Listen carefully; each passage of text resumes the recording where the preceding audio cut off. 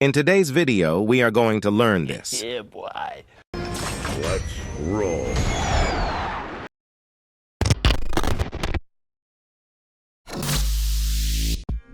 Create a frame using the Frame tool.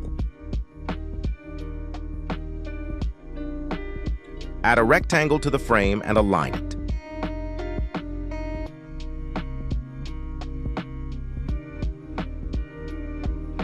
Change its solid color to a linear color and make a beautiful gradient. A few moments later. Add a product to the frame. Add a product name and details to the card using the Text tool. A few moments later. Duplicate a frame 1, pressing Ctrl plus D. Change the size of a frame 2. Adjust a rectangle.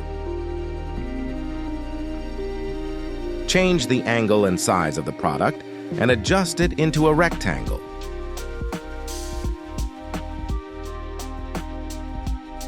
Change its linear color to a solid color. Switch to prototype and follow interaction details.